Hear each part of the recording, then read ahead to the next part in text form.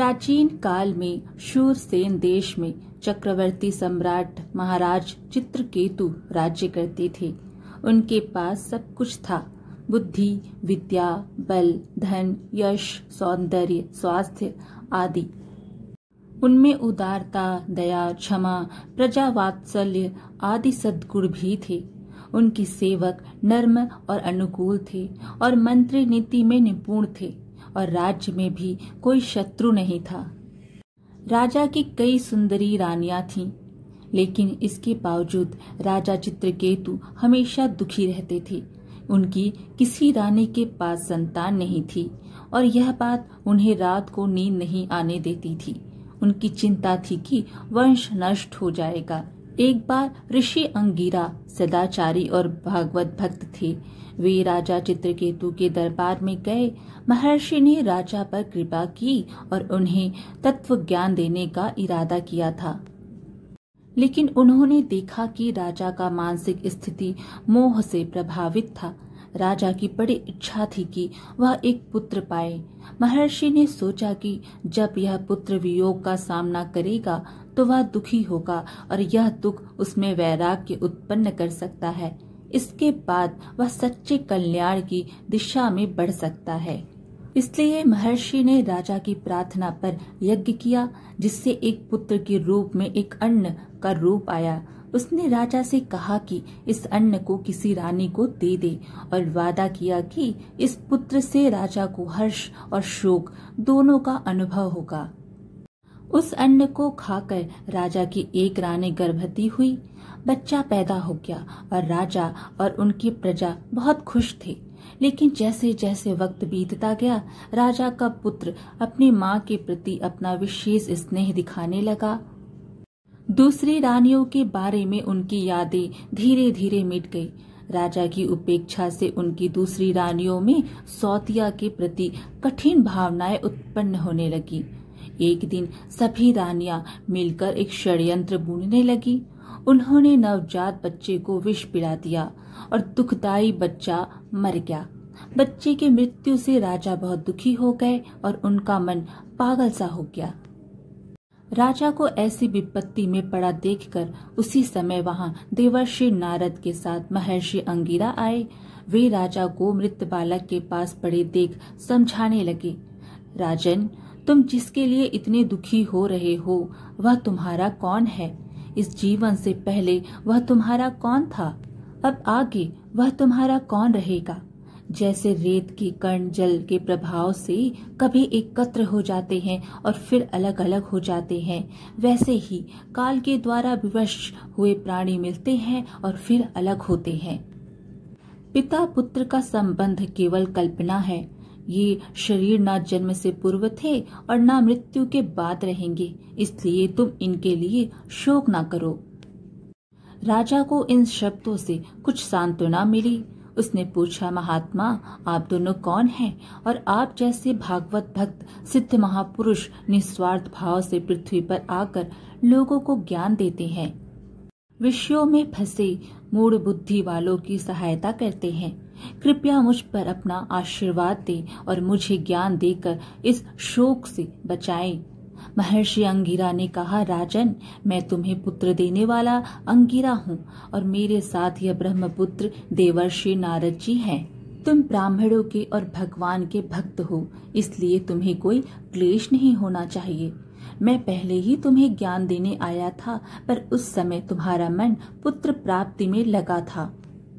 अब तुमने पुत्र के वियोग का दुख देख लिया है। इसी तरह स्त्री, धन, ऐश्वर्य और अन्य सुख साधने भी अनित्य होते हैं। उनका वियोग कभी कभी होता है और वह दुखदायी होता है। ये सब चीजें जैसे कि राज्य, घर, भूमि, सेवक, मित्र, परिवार आदि हमें शोक, मोह, भय और पीड़ा ही देती है। वे बस सपनों की तरह हैं और वास्तविकता में कोई असली शक्ति नहीं है। ये तब सुखदायक लगते हैं जब हम उन्हें अपनी भावनाओं के अनुसार देखते हैं। इस शारीरिक अभिमान की जद में ही हमें कई परेशानियां आती हैं, जैसे कि धन, ज्ञान और क्रिया से आने वाला अहंकार।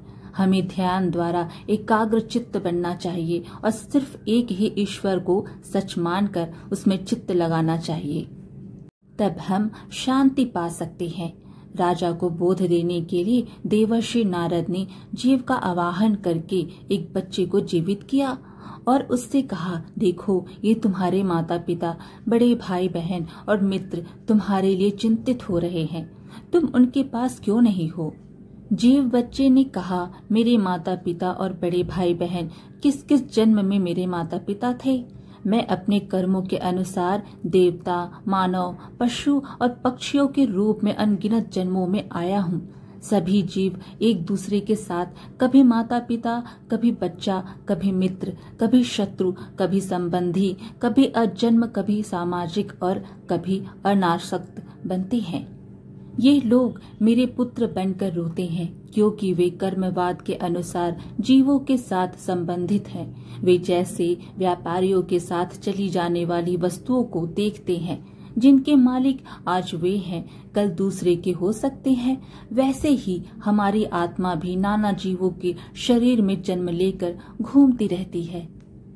जितने दिन किसी शरीर के साथ आपका रिश्ता होता है, उतने दिन तक ही वह शरीर के लोग आपके अपने होते हैं। यह ऐसा है क्योंकि आत्मा का असली स्वभाव यहाँ नहीं है। आत्मा ना कभी जन्मती है और ना कभी मरती है। वह हमेशा अमर और अविनाशी होती है और वह सूक्ष्मता, सर्वव्यापी और स्वयं प्रकाश होती है। वास्तविक रूप में यह भगवान की माया के द्वारा विश्व में गुणों के आधार पर विभिन्न रूपों में प्रकट हो रही है। आत्मा के लिए कोई अपना और पराया नहीं होता है। यह आत्मा एकमात्र होती है और वह देखने वाली बुद्धि के द्वारा हित और अहित, शत्रु और मित्र आदि को ग्रहण नहीं करती है। आत्मा किसी भी संबंध या गुण दोष को नहीं देखती है। आत्मा कभी नहीं मरती है, वह हमेशा अमर है। जबकि शरीर कभी अमर नहीं होता है, फिर भी लोग व्यर्थ रो रहे हैं क्योंकि वे इस सत्य को नहीं समझते हैं। एक राजपुत्र ने इस सत्य को समझाया और उसकी बातों से सबका मोह दूर हो गया। मृतक का अंतिम संस्कार करने के बाद राजा शांत हो गए। बालक को विष देने वाली रानियों ने जब यह ज्ञान सुना तो उन्हें बड़ा पश्चाताप हुआ। ऋषियों की शिक्षा से राजा चित्रकेतु दुख, मोह, भय और क्लेश देने वाले दुष्त्यज ग्रह का मोह छोड़कर महर्षि अंगिरा और देवर्षि नारद जी के पास गए और उनसे ईश्वर प्राप्ति का उपाय पूछने लगे। नारद जी ने राजा को नारायण मंत्र की दीक्षा दी। चित्रकेतु ने मंत्र का अखंड जप करके नारायण को प्रसन्न किया। भगवान ने दर्शन देकर एक दिव्य विमान दिया। चित्रकेतु भगवत दर्शन से चैतन्य होकर सिद्ध लोक आदि में भी विचरण करते रहते। आज की कथा यहीं पर समाप्त हुई। फिर मिलेंगे एक और धार्मिक कथा के साथ। वीडियो पसंद आए तो लाइक शेयर जरूर करें और धार्मिक कथाएं सुनने के लिए हमारे चैनल को सब्सक्राइब कर लीजिए। धन्यवाद।